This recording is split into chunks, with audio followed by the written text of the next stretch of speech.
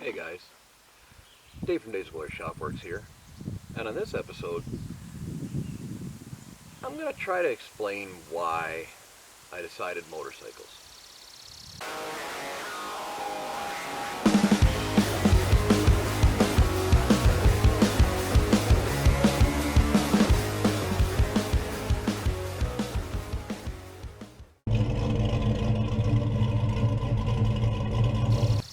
See, I grew up with dirt bikes mostly myself.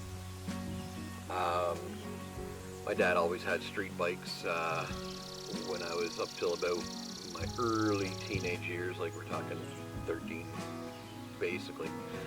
And then they just kind of went away. He never got back into them.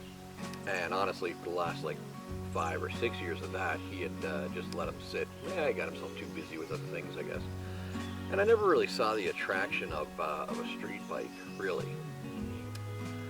But here we are, I'm 45 years old. I've never had my motorcycle license. I currently only have my beginner's license, we'll say. And what turned me onto it was I enjoy the feeling. I used to love dirt bike riding. I always had like some bagged out piece of junk for a dirt bike, but you know, it gets a guy going.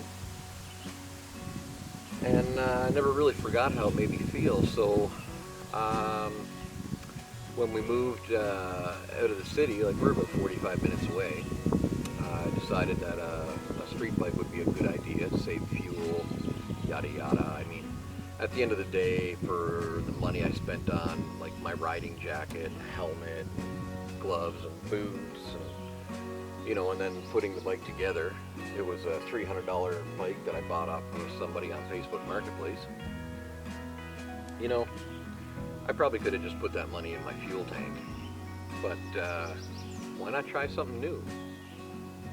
Hey, we're only here for a short time, so why limit ourselves?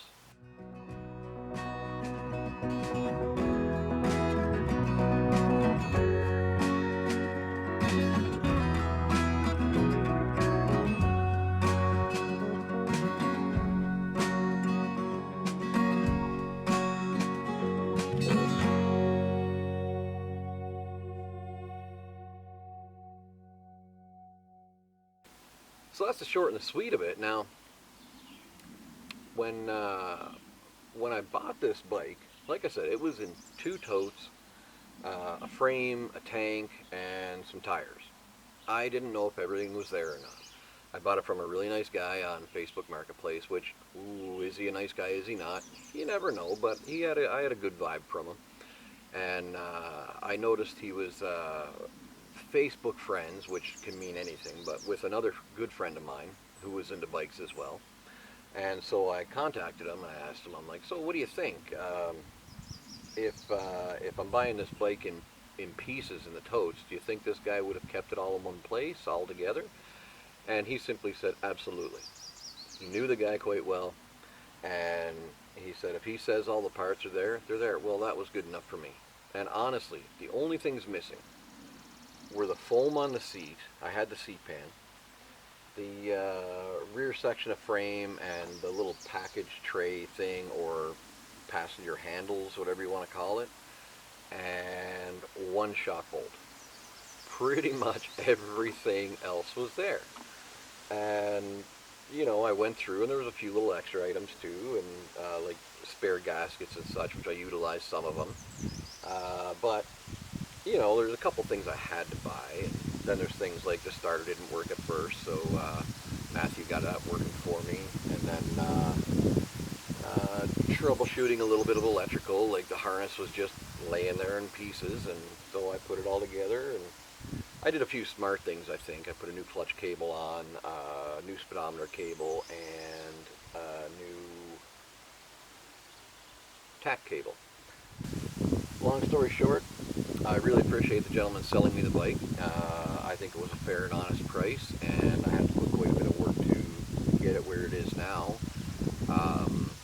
And frankly, I couldn't be happier.